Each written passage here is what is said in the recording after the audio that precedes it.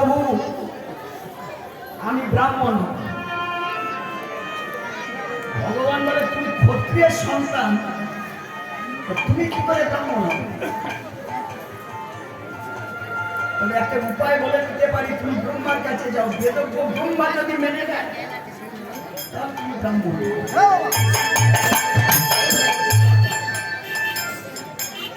মায়েদের অসুবিধা হচ্ছে, বাপেরা ঠিক বুঝে ফেলে। ঠিক আছে মায়েরা, তোমাদের জন্য লীলা রাখবো ছোট একটু বলেছিল ব্রহ্মা যদি মেনে নেয় তাহলে তুমি ব্রাহ্মণ হবে। মগর এই কথা শুনে আজকে ক্ষত্রিয় রাজা বিশ্বামিত্র চলেছে কোথায়? অতি দয়া করে দেখো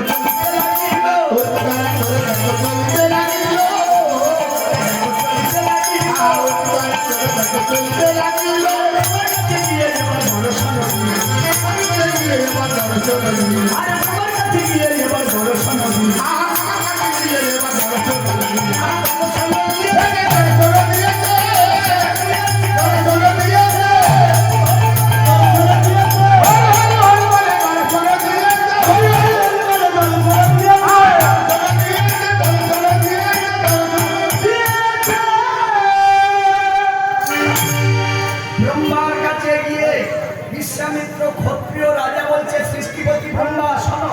বলে কি তুমি আমায় চেনো? বলে হ্যাঁ, তুমি তো ক্ষত্রিয় রাজা বিশ্বামিত্র। বলে আমি রাজ্য সংসদ জলাঞ্জলি দিয়ে আমি ব্রাহ্মণ হব। যদি মেনে নাও তো ভালো, তা না হলে আমি সেনা সৈন্য এনে তোমার রাজত্ব আমি দখল করব। বাপেরা মায়েরা ডরাই তো ডরাই, হারামজাদাদের থেকে ডরাই। ব্রহ্মা বলছে আমি পুরোপুরি ব্রাহ্মণ বলে তোমার মেনে নিতে পারবো না, আমি বলছি তুমি অর্ধ ব্রাহ্মণ। আমি পুরোপুরি ব্রাহ্মণ কবে হব? আমি পুরোপুরি ব্রাহ্মণ কবে হব? তুমি চলে যাও বশিষ্ঠের কাছে, বশিষ্ঠ যদি মেনে নেয় সেই দিনে তুমি পুরোপুরি ব্রাহ্মণ হবে। বশিষ্ঠ যদি মেনে নেয় সেই দিনে তুমি পুরোপুরি ব্রাহ্মণ হবে। ভাগবত বশিষ্ঠের কাছে গিয়ে বলছে, বশিষ্ঠ তুমি আমায় চেনো? বলে হ্যাঁ, তুমি তো ক্ষত্রিয় রাজা বিশ্বামিত্র।